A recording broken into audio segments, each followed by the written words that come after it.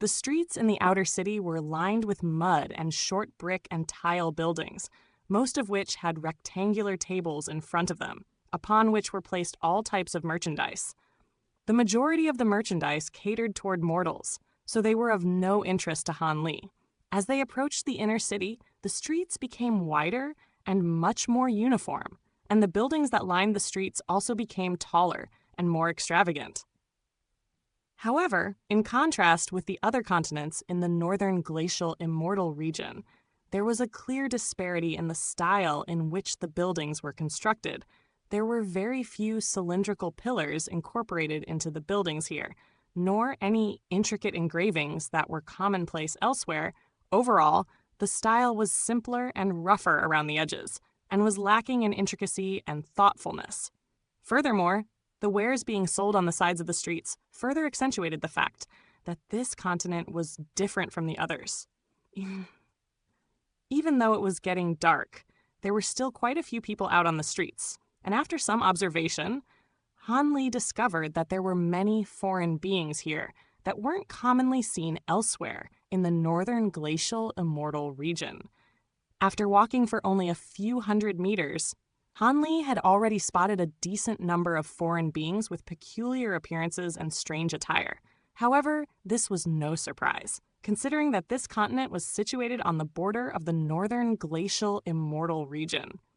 "Something smells really good, Uncle," Jin Tong exclaimed as soon as she finished the tangulu in her hand, following which she immediately rushed over to a street-side stall. Standing behind the stall was a dark-skinned man with a well-built physique, and he smiled as he asked, "How can I help you, little girl?" Han Li followed Jin Tong to the stall to find that there was a huge copper pot full of bubbling oil placed beside it. Beside the pot was a table that was laden with freshly deep-fried food that was rather unappealing in appearance. But were giving off an alluring aroma. Han Li's brows furrowed slightly at the sight of the food being sold. There were appendages of roughly the same thickness as human arms, giant pincers the size of tables, and an eyeball from some type of unidentifiable beast, all of which had been fried to a golden color and a crispy texture. "You want to eat this stuff?" Han Li asked. "I do! I'll take all of it!" Jin Tong declared as she swept a hand through the air. And all of the food on the table was instantly stowed away into her storage bracelet. A resigned smile appeared on Han Li's face as he paid the stall owner, who was ecstatic to have sold so much food at once. As Han Li and Jin Tong continued to approach the inner city, the streets were becoming more and more packed with pedestrians. There were many street-side stall owners loudly advertising their wares, and many verbal arguments could also be heard with no shortage of derogatory terms being thrown around. There were also quite a few places where there were scantily dressed women leaning against the railing or standing at the entrance, waving their fans and their sleeves to attract patrons to their doors. Most of the people in the city were mortals, and there were quite a few cultivators as well, but the majority of them possessed very lowly cultivation bases. Han Li was listening to the conversations taking place around him, trying to gather some useful information. However, that ultimately proved to be futile, so he grabbed onto Jin Tong's arm and rose up into the air to fly directly toward the inner city. As they flew through the sky, Han Li suddenly raised an eyebrow at the sight of the countless specks of light down below, and he murmured to himself, "It seems like this entire city is a complex array. The larger the city is, the more stable the array. No wonder there are no city walls constructed here. How brilliant." "What's so brilliant, Uncle?" Jin Tong asked while crunching on a giant fried pincer. An amused smile appeared on Han Li's face as he chuckled. "Don't worry about it. Just focus on your food." In contrast with the outer city, the buildings in the inner city were far more intricately constructed, and many decorative engravings could be seen on these buildings, but they were all depicting strange beasts that Han Li had never seen before. The shops and restaurants that lined the streets had also turned into 3-story pavilions, littered in between which were some large inns. What was most intriguing to Han Li was that there was a giant hemispherical building every few streets, and these were always the liveliest and most bustling places on their respective streets. Each of these buildings had 4 entrances, and the walls were riddled with fortification runes. Every once in a while, the sound of raucous cheering would ring out within these buildings. "It sounds really fun in there. Uncle, let's go in and take a look," Jin Tong suggested with an intrigued expression. "Those are just arenas where different beasts are pitted against each other, while bets are placed by the spectators," Han Li explained with a shake of his head. Jin Tong immediately lost interest upon hearing this. "We've been traveling nonstop recently, so let's take a rest in this city for tonight, then leave the city tomorrow to travel to the primordial land," Han Li said as he took a glance up at the starry night sky. "You can do whatever you want, Uncle. I'm feeling a little drowsy after my meal, so I'm going to sleep for a bit," Jin Tong replied, then shrank down into a tiny golden beetle before landing on Han Li's finger as a golden ring. Han Li could only shake his head with a resigned smile as he made his way toward the center of the city. As he did so, he discovered that the buildings on the streets were becoming sparser. This wasn't because the city wasn't sufficiently prosperous. Instead, it was because all of the buildings in the core area of the inner city had been constructed in accordance with that giant array. Hence, they couldn't be altered on a whim, and piling too many buildings into the area would compromise the array. As Han Li made his way to the entrance of a street, he spotted a tall red archway. The pillars of the archway had intricate designs of dragons and phoenixes engraved upon them, and the words "Faint Smoke Garden" were inscribed on a plaque at the center of the archway. Han Li peered into the archway with his bright sight spirit eyes to find that the world's origin qi in the area beyond it was far more abundant than in other areas, and he began to make his way toward the archway.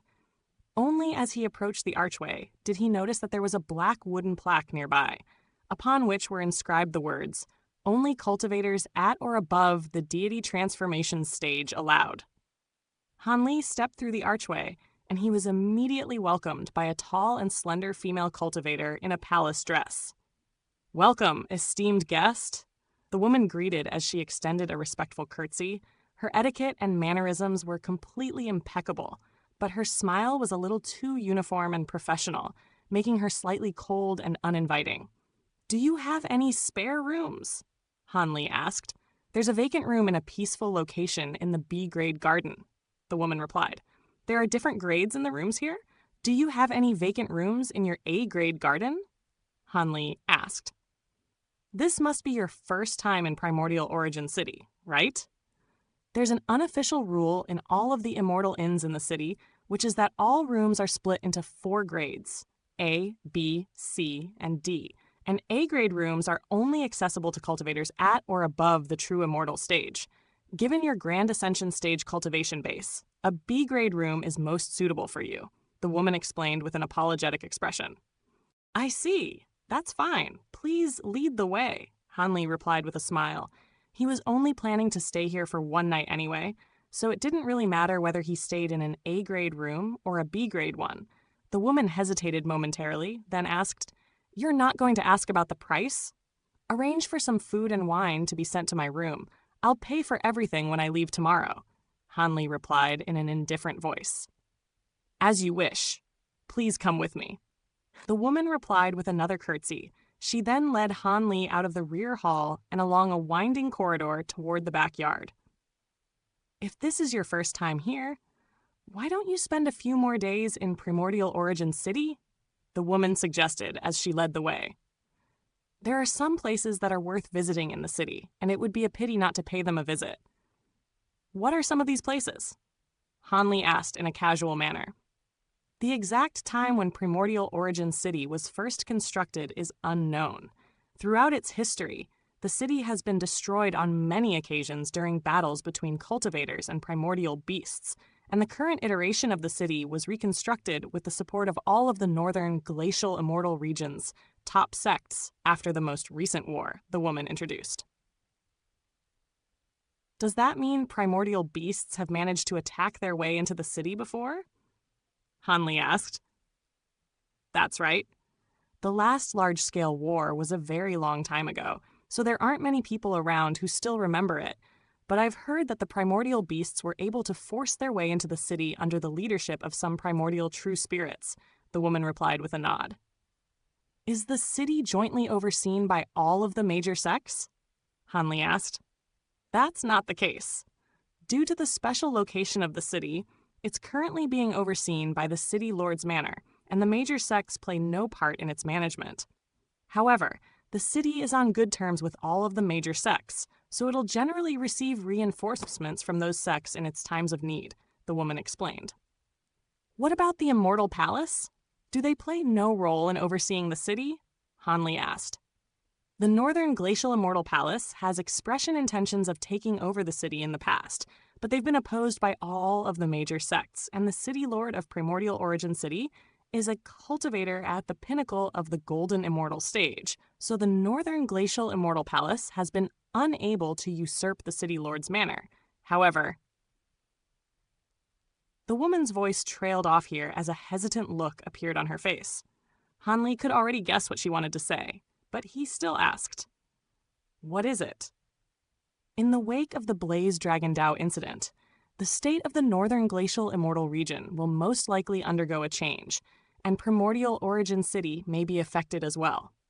The woman said with a concerned expression. Hanli was rather relieved to hear this. It seemed like word of what had happened in the Infernal Frost Immortal Manor still hadn't spread across the Northern Glacial Immortal region yet. At the very least, it appeared that those in Primordial Origin City were still oblivious to such matters.